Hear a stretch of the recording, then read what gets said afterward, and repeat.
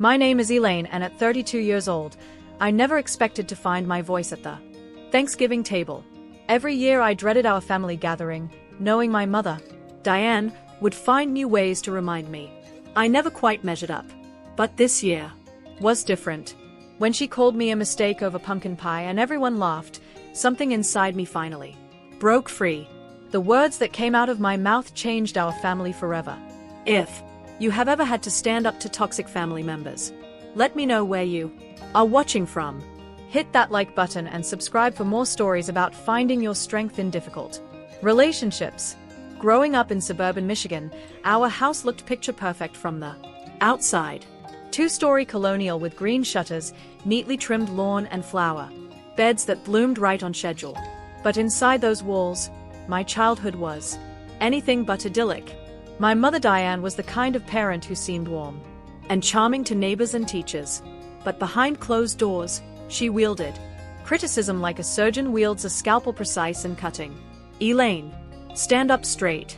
No one likes a girl with slouched shoulders. Elaine, did you really think that outfit was appropriate? Elaine, an A-. What happened to the other points? These comments peppered my childhood, small cuts that accumulated over years.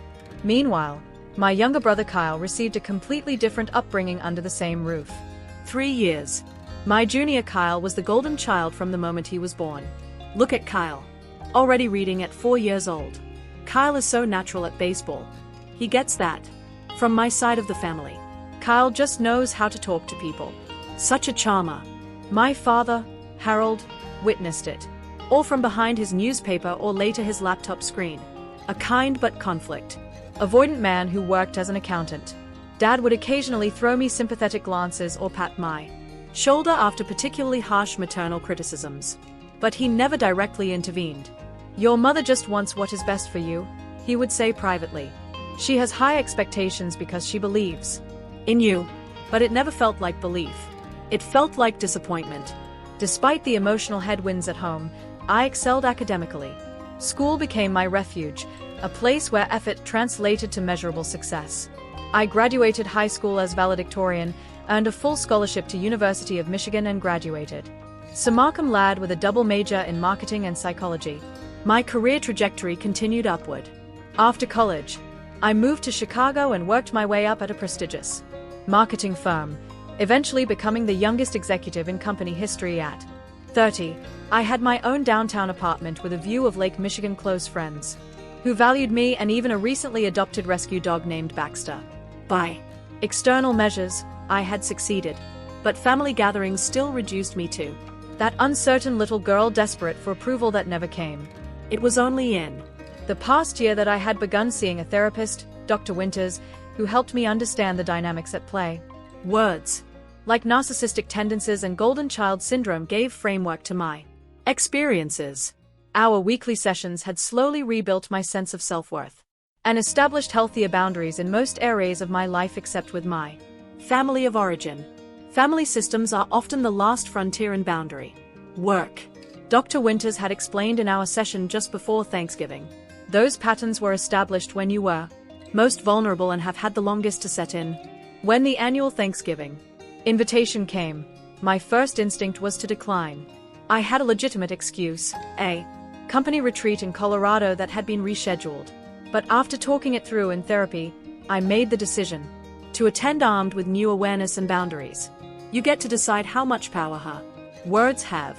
Now, Dr. Winters had reminded me, you are no longer that powerless child. The week before Thanksgiving, I prepared methodically. I baked an elaborate apple pie from scratch, knowing my mother would find some fault with it, but determined to bring something anyway. I chose my outfit carefully. A burgundy sweater dress that was both festive and flattering, with subtle gold jewelry that projected success without being showy. I rehearsed neutral responses to predictable provocations. When asked about my love life, I would say, I am focusing on myself right now, and it feels right. When the inevitable comparisons to more settled cousins arose, I would respond, everyone has their own timeline. As I drove the 3 hours from Chicago to my parents' suburban Michigan home that Thursday morning, my confidence wavered with each passing mile. I put on empowering music, practiced deep breathing, but still felt my shoulders tensing as I exited the highway and navigated the familiar streets of my hometown. In the driveway, I sat with the engine off for several minutes, remembering past holiday disasters. The Christmas I was 16 when my mother commented on my weight throughout the entire meal until I excused myself to cry in the bathroom. The Easter I brought a boyfriend home from college only to have her interrogate him about his family income and future prospects over deed eggs. The Thanksgiving 3 years ago when she spent 20 minutes detailing how Kyle had always been an easy baby while I had been colicky and difficult from day one. Taking a deep breath, I gathered my purse, the carefully boxed pie, and a gift bag containing an expensive bottle of wine. I am 32 years old, I whispered to myself. I am not seeking her approval anymore. With that mantra fresh in my mind, I walked up the familiar concrete path to my childhood home. The front door opened before I could ring the bell.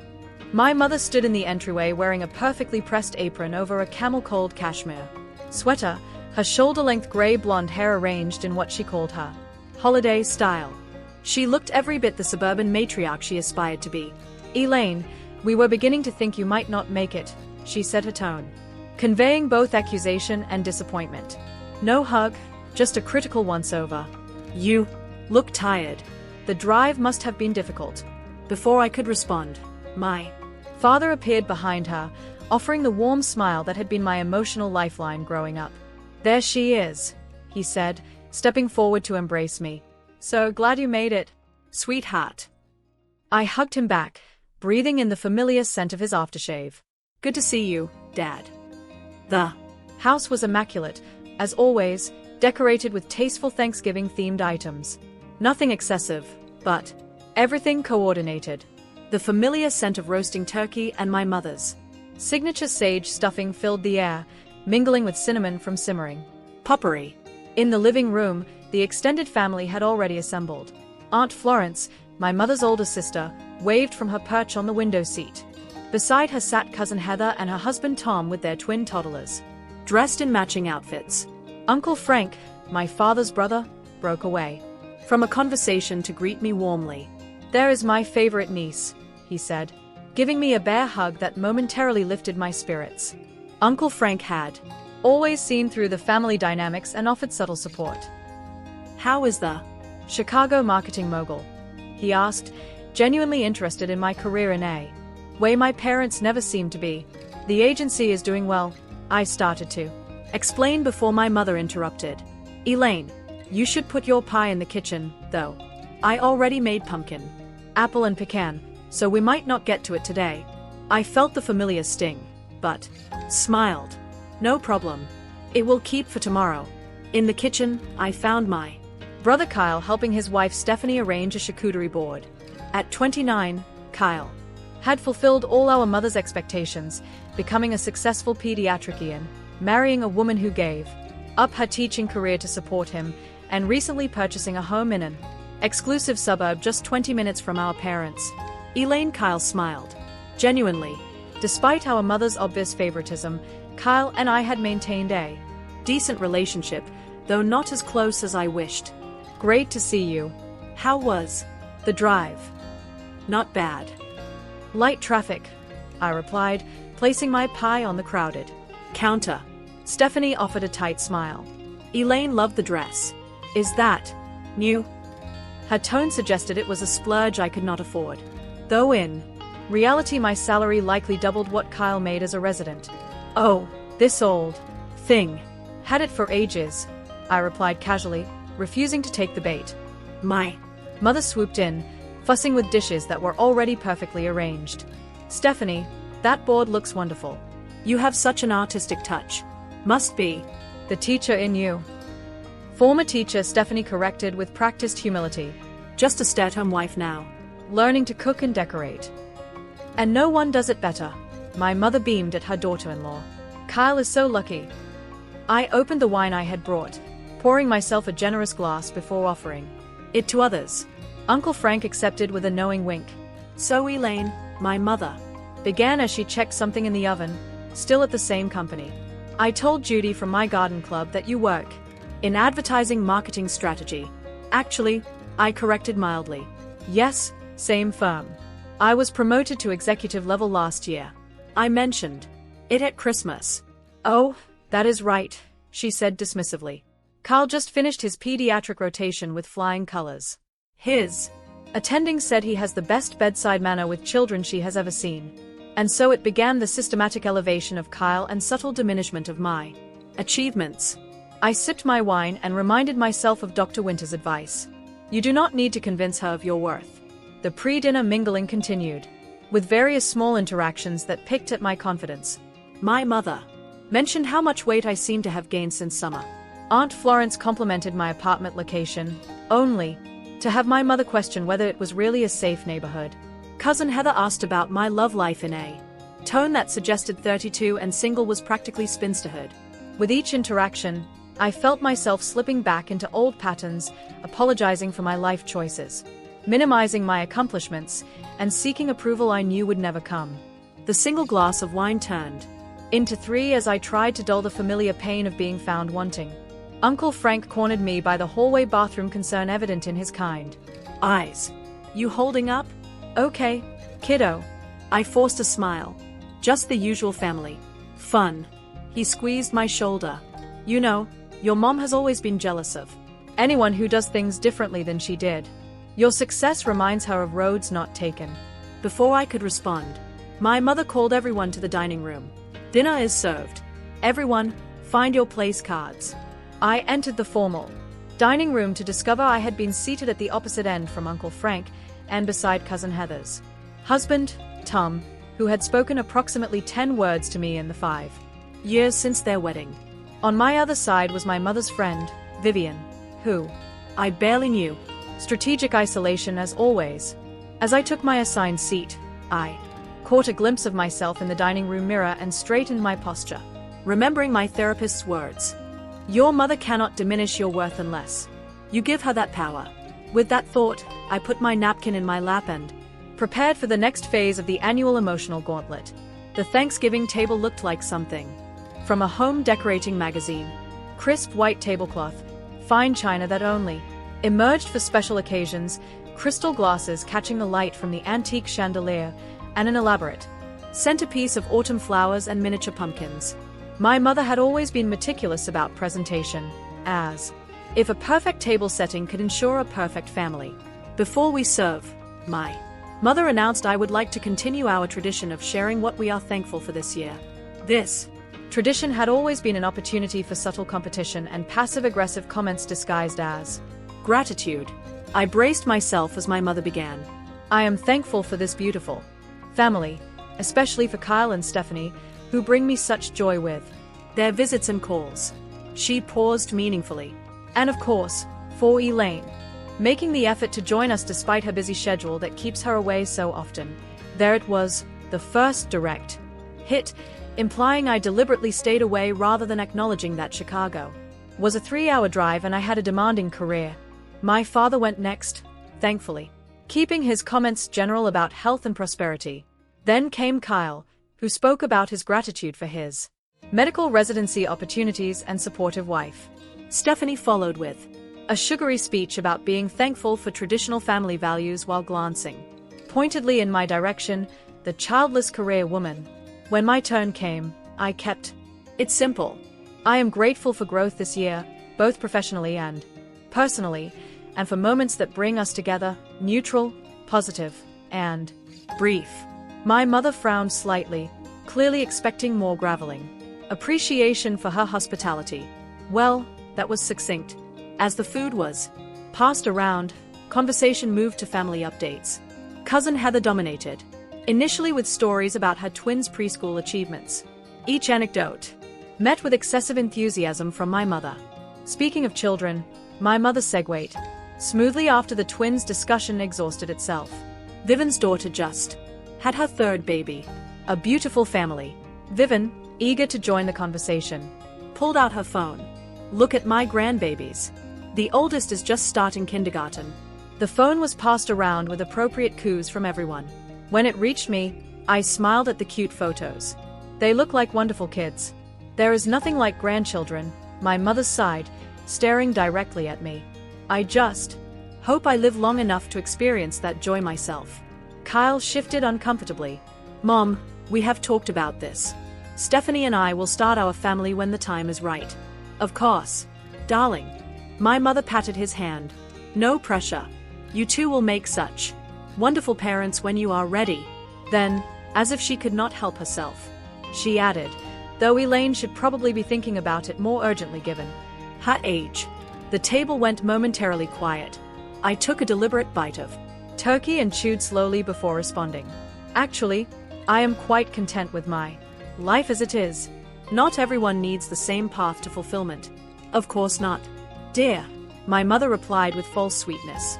Some women are simply more career-focused. Though I do wonder if you will regret these choices later. Uncle Frank attempted to change the subject. Ella, tell us about that big marketing campaign your firm just launched. I saw something about it online. I began explaining our recent work with a major sports apparel brand, but within 30 seconds, my mother interrupted. Speaking of impressive careers, did I mention that Kyle is being considered for chief resident next year, the youngest in the program's history? Kyle looked down at his plate. Mom, that is not confirmed yet, and it would not be until next year. But my mother was already launching into a detailed account of Kyle's medical brilliance, effectively shutting down any discussion of my career. I caught Uncle Frank's eye, and he gave me a sympathetic headshake. As the main course continued, conversation drifted to relatives, not present neighborhood gossip, and eventually politics, which my father awkwardly tried to redirect each time it arose. I participated minimally, adding brief comments when directly addressed, but otherwise focusing on my meal and mentally rehearsing the self-affirmations Dr. Winters had suggested. I am worthy regardless of my mother's opinion. My value is not determined by comparison to others. I can choose how I respond to criticism. These mantras became increasingly necessary as my mother found ways to reference my perceived shortcomings in almost every conversation thread. When discussing holiday plans, she mentioned how some people always seem too busy to participate in family traditions. When complimenting Stephanie's stuffing contribution, she noted that not everyone bothers to learn proper cooking skills anymore. By the time the dinner plates were being cleared, I had been criticized directly or indirectly for my appearance, career choices, love life, cooking abilities, housekeeping standards, and even my choice of dog breed. Baxter, my rescue mutt, was apparently inferior to purebred options. I volunteered to help clear the table, needing a moment away from the dining room tension. In the kitchen, I took several deep breaths while rinsing plates.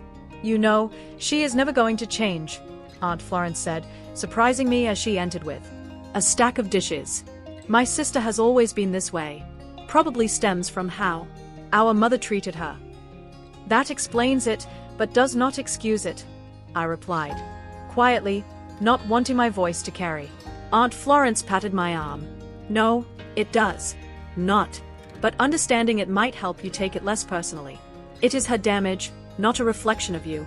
Before I could respond, my mother swept into the kitchen with serving dishes. Elaine, you are rinsing those all wrong. You will leave water spots on the good china. Aunt Florence rolled her eyes behind my mother's back, giving me courage to respond. I think they will survive, Mom. Well, when you have your own fine china, you can treat it however you like, she sniffed. Though at this rate, I wonder if you will ever have a home where you entertain properly. I bit my tongue, remembering the dinner parties I had hosted for colleagues and friends in my Chicago apartment. Gatherings my mother had always declined to attend because the drive was just too far. As we arranged desserts on serving platters, I reminded myself that I only needed to get through a few more hours. Then I could drive to the hotel I had booked rather than staying in my old bedroom as expected. That small boundary, the choice to have my own space, felt like a significant victory, even though I had not yet revealed the plan to my parents. With desserts ready, we returned to the dining room where I knew the most challenging part of the evening still awaited. Something about the combination of sugar, additional alcohol, and the loosening of inhibitions after the main meal had historically made the dessert course the most emotionally treacherous part of family gatherings. I took my seat once more, summoning the last reserves of my emotional strength. Uncle Frank caught my eye from across the table and raised his water glass in a subtle toast of encouragement. I returned the gesture, grateful for the small alliance in this battlefield of cutting words and old wounds. The dessert course began with my mother's usual performance of false modesty about her baking. The pumpkin pie is nothing special, just a family recipe I have been perfecting for 30 years, she said, despite knowing it was her signature dish that everyone praised annually. Plates of pie, whipped cream, and after dinner, coffees were distributed as conversation shifted to holiday memories. Another treacherous territory where my childhood was often revised to fit my mother's preferred narrative. Remember the Thanksgiving when Elaine knocked over the gravy boat onto Grandma's tablecloth? My mother began launching into a well-worn story of my childhood clumsiness. I was 7, Mom, I reminded her, keeping my tone light. Accidents happen. Of course they do, she agreed with a thin smile. But Kyle never seemed to have those kinds of accidents. Kyle also never helped in the kitchen, Aunt Florence pointed out reasonably. Hard to spill things when you are watching football with the men. My mother ignored this logic. Elaine always was more awkward than most girls. I signed her up for ballet, but the teacher suggested perhaps sports might be more suitable. The familiar shame washed over memories of being the ungraceful child struggling at dance recital while my mother watched with visible disappointment. I ended up captaining the high school swim team, I noted, and got a partial athletic scholarship. Yes, swimming. My mother wrinkled her nose slightly. All those early mornings ruining your hair with chlorine, but it kept your weight in check at least for a while. I felt my cheeks flush and took a bite of pie to avoid responding immediately. Uncle Frank stepped in. Elaine was a fantastic swimmer. I remember watching her win that regional championship. Incredible discipline for a teenager. My mother waved this away. Speaking of discipline, Kyle's work ethic at medical school was remarkable. His professors still use his research paper as an example for new students.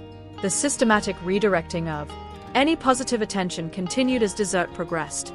When I mentioned a charity fundraiser I had organized, my mother immediately recalled Kyle's volunteer work at a children's hospital.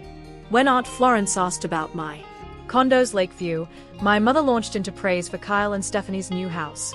The pattern was so predictable. It would have been comical if it were not so painful. By my second slice of pie, I had mentally counted 17 redirections, 9 direct comparisons to Kyle, and 4 unsolicited comments about my appearance or lifestyle choices. I excused myself to use the restroom, needing a moment of privacy. In the powder room, I stared at my reflection, noting the tension in my jaw and the slight tremor in my hands. I recalled Dr. Winter's advice from our last session.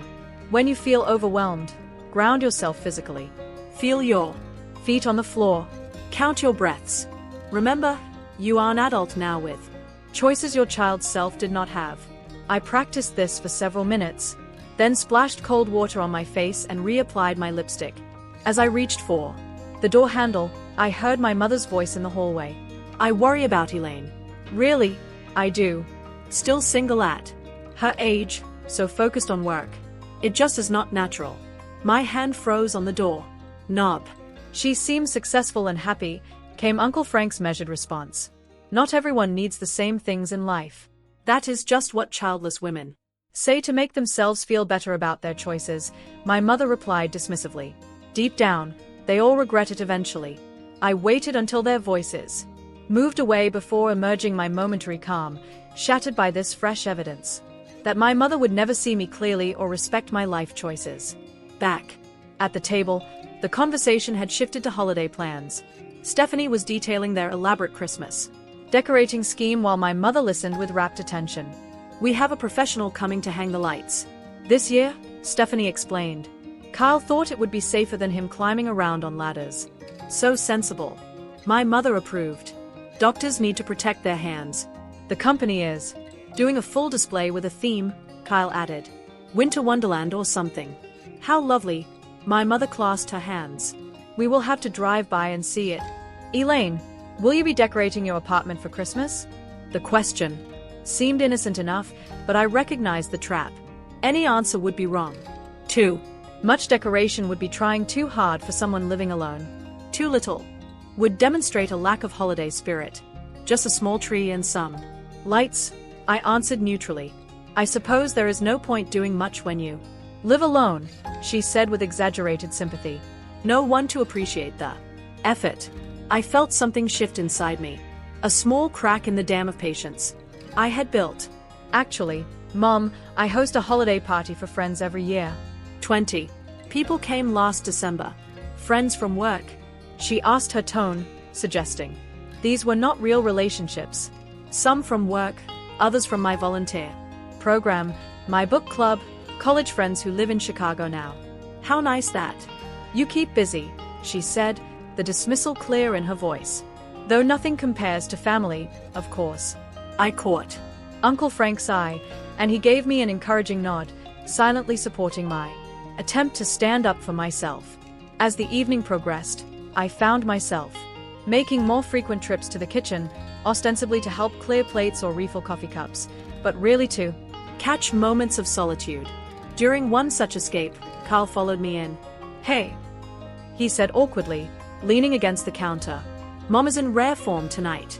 I raised an eyebrow. This is pretty standard, Kyle. He had the grace to look embarrassed. I know she compares us. I wish she would not. It is not the comparison that hurts most, I said, surprising myself with the honesty. It is that nothing I do is ever good enough. On its own terms. Kyle studied his coffee cup. For what it is worth, I think what you have accomplished is incredible. That corner office with the view of the lake, your name in industry publications. That is amazing, Elaine. The acknowledgement from my brother brought unexpected tears to my eyes. Thanks. That means a lot. I should say it more often, he admitted. And I should speak up when Mom gets going. Before I could respond, Stephanie appeared in the doorway. There you are, Kyle. Your mom is asking for help moving the good dessert plates down from the top shelf. Kyle gave me an apologetic look before following his wife out, his momentary alliance already dissolved by the stronger gravitational pull of my mother's needs.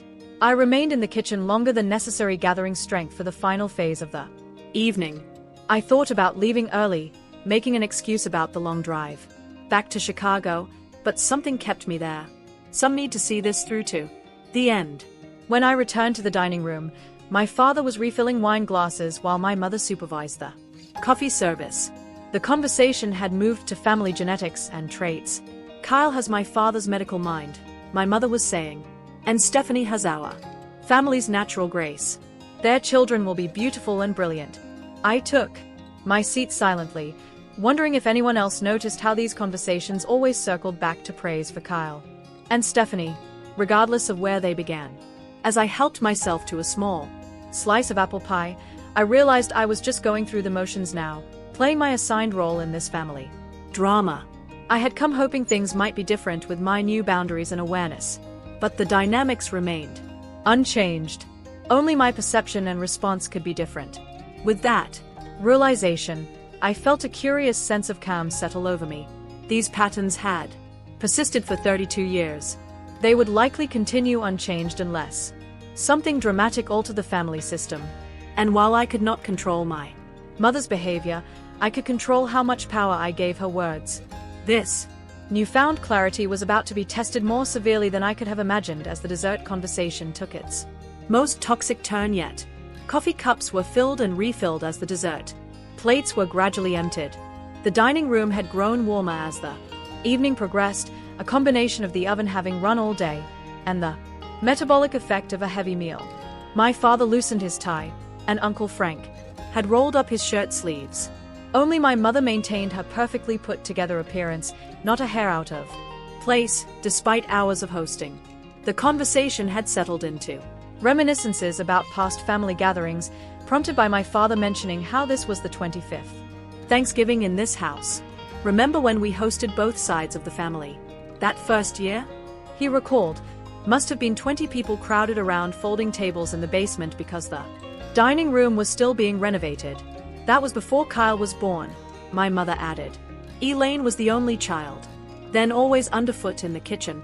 I was 4, I pointed out with a smile, determined to maintain my composure. Yes, and already so particular about everything. My mother continued throwing tantrums if her foods touched on the plate. This was an exaggeration, but I let it pass without comment, taking another sip of coffee instead. Aunt Florence joined in. I remember when Kyle was born. Elaine was so excited to be a big sister. She kept trying to read him stories even though he was just a newborn. I smiled at this rare positive memory of my childhood. I had that picture book about the duck family that I insisted on reading to him every day.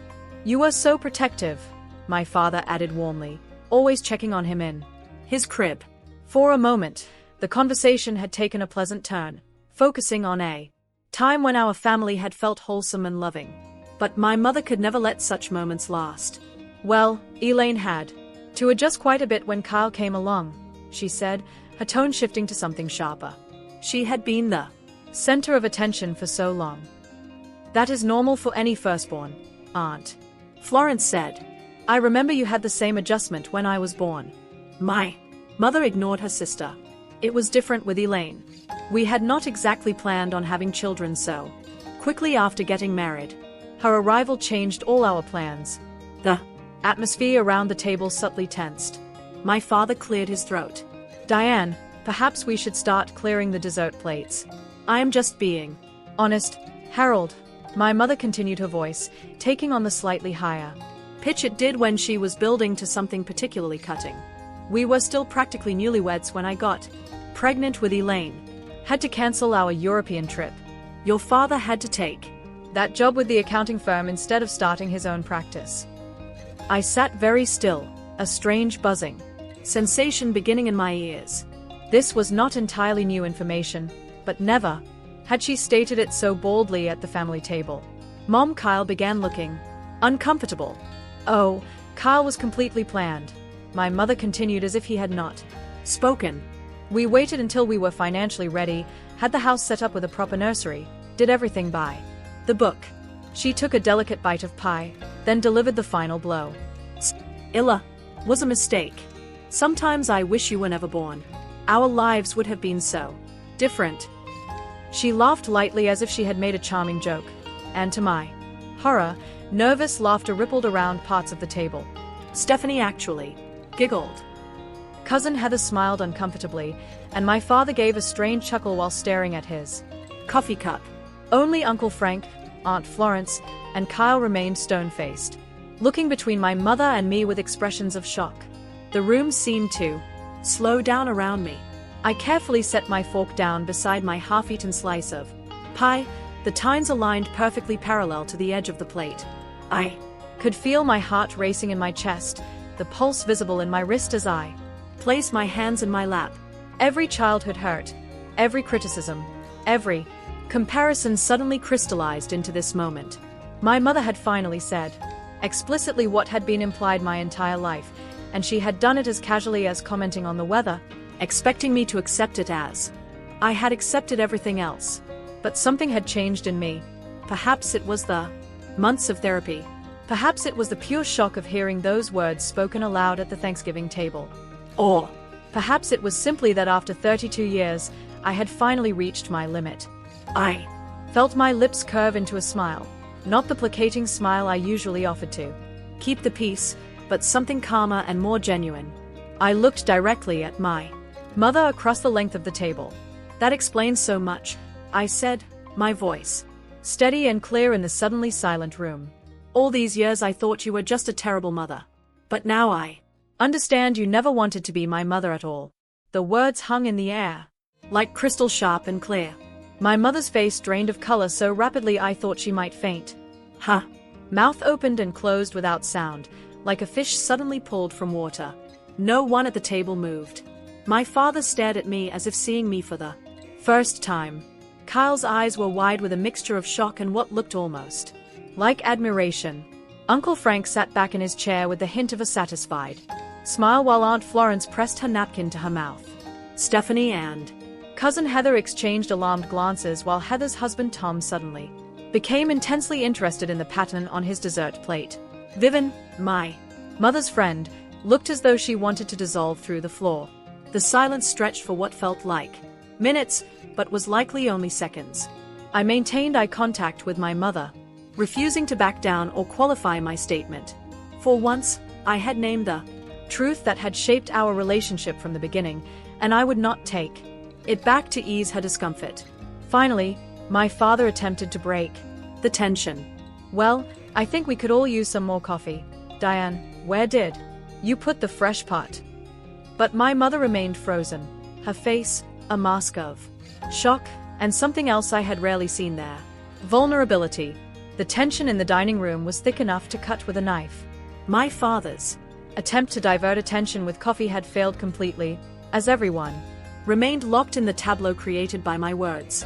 My mother still had not spoken, her normally animated face unnaturally still. With deliberate movements, I placed my napkin beside my plate and stood up. "I think I should go." "Elaine, wait." Kyle started, half rising from his chair. "It is okay," I assured him. "I have a hotel room in town. I had planned to stay there tonight anyway." This revelation seemed to finally snap my mother out of her shock. "A hotel? But your room upstairs is ready. Why would you waste money on a hotel?" "Ha!" Voice had a strange brittle quality, as if she were trying to force the evening back to normally through sheer willpower. "I think we all need some space," I said calmly. "Thank you for dinner." I walked to the hallway to collect my coat and purse, my movements measured and deliberate. I could hear hushed, urgent conversation breaking out behind me in the dining room, but I did not turn back. In the entryway, I slipped on my coat and checked my phone, noticing my hands were surprisingly steady despite the adrenaline coursing through my system. Uncle Frank appeared in the hallway. "I will walk you out," he said quietly. At the front door, he pulled me into a quick hug. "I have been waiting 30 years for someone to call her out," he whispered. "You did good, kid." "Thanks," I murmured. "Sorry for ruining Thanksgiving." "You did not ruin anything," he assured me. "Some things need to break before they can heal properly." Aunt Florence appeared behind him. "Text me when you get to your hotel safely," she instructed, squeezing my arm. "And call me tomorrow if you need to talk." I nodded gratefully and stepped out into the cold November air. The sky had cleared during dinner and stars were visible above the suburban street. I walked to my car with measured steps, refusing to run like a scolded child. As I backed out of the driveway, I glanced at the house. My father stood at the living room window, his expression unreadable behind the glass. There was no sign of my mother. The drive to the hotel took only 15 minutes, but it felt like crossing a vast distance. My mind replayed the scene at the table, repeatedly analyzing every facial expression, every word. Had I overreacted? Had I been too harsh? But each time I recalled my mother's casual statement, "I wish you were never born," I felt justified in my response. Instead of going directly to the hotel, I found myself pulling into a 24-hour diner on the edge of town. I needed neutral ground to process what had just happened, and the thought of sitting alone in a hotel room seemed suddenly unbearable. The diner was nearly empty on Thanksgiving night, just a few truckers at the counter and an elderly couple in a corner booth. I slid into a booth by the window and ordered coffee and a slice of pie I did not want, but felt would justify my occupation of the table. My phone buzzed with a text from Kyle. "Are you okay?" That was intense. "Mom is upstairs lying down. Dad says she has a migraine." I stared at the message, unsure how to respond. Part of me felt guilty for causing disruption, the caretaker role I had been conditioned to play since childhood. Another part felt a surprising sense of relief, as if a heavy backpack I had been carrying for years had suddenly been set down. I finally replied, "I am fine. At a diner having coffee. We'll call tomorrow." 3 dots appeared and disappeared several times before Kyle's next message came through. For what it is worth, I was shocked by what Mom said. That was beyond her usual stuff. "I am sorry." This unexpected alliance brought tears to my eyes. I blinked them away as the server delivered my coffee. "Everything okay, honey?" she asked, noting my expression. "Family Thanksgiving," I explained with a weak smile. "It got a little dramatic," she nodded knowingly. "Those are the worst. Take your time here. We are open all night." As I sat, sipping my coffee, more messages began arriving. Aunt Florence checking I was safe. Uncle Frank sending a simple "proud of you." Even Cousin Heather texted, though her message was typically self-centered. That was so awkward. Tom says.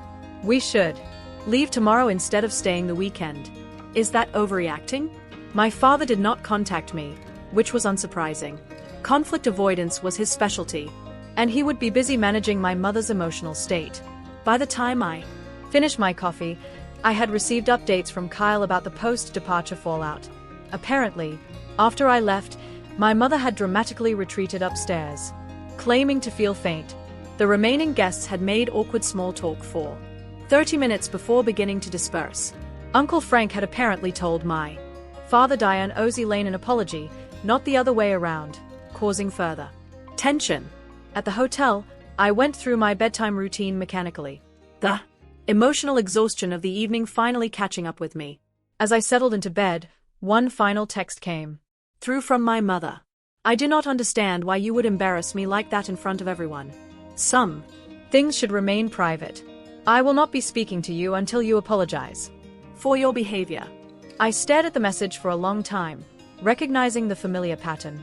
My mother had wounded me deeply, yet somehow I was the one expected to apologize. In the past, I would have done so, accepting responsibility for her feelings to maintain family peace. Not this time.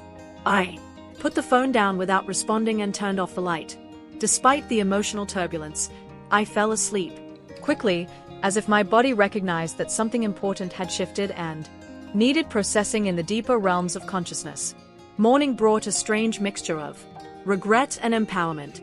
I checked out of the hotel early and drove to a local coffee shop to gather my thoughts before beginning the drive back to Chicago. I had originally planned to stay in town until Saturday, perhaps meeting Kyle for lunch or visiting my one remaining local friend from high school. Now, the pull to return to my own space, my own life, was overwhelming. As I sat with my latte, I drafted and deleted multiple responses to my mother's text. Everything felt either too conciliatory or too combative. In the end, I chose simplicity. I spoke my truth after hearing yours. I am not sorry for that. I hope someday we can build a healthier relationship, but I will not pretend anymore that your words do not hurt me. I sent it before I could second-guess it myself, then immediately put my phone on Do Not Disturb and started the drive home. The 3 hours on the highway gave me time to process the previous night, to feel the full range of emotions from sadness to anger to a surprising sense of liberation. By the time I reached my Chicago apartment, I felt wrung out but somehow lighter. Baxter greeted me with enthusiastic jumping and spinning his unconditional dog love, a balm to my soul. I took him for a long walk along the lakefront, the November wind off Lake Michigan clearing my head. When I finally checked my phone again, there were more messages from family members, but nothing from my mother. Kyle had sent a thoughtful text saying he respected how I had stood up for myself and asking if we could talk soon. Uncle Frank and Aunt Florence had both called, leaving voicemails, expressing support. The only response to my text to my mother was from my father using her phone. Your mother is too upset to respond right now. We need time to process everything. Please do not contact us for a while. I sat on my couch, Baxter's head in my lap, and realized that for the first time in my adult life, I felt okay about my mother's rejection. Her silence was not a punishment, but a respite. The relationship had been broken for decades.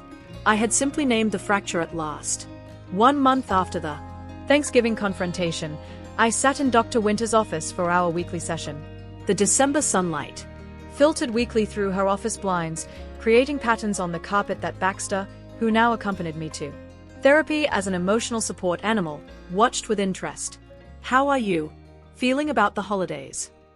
Dr. Winters asked, noting the date on her calendar. Surprisingly okay, I replied honestly. This will be my first Christmas without family obligations, and there is something freeing about it.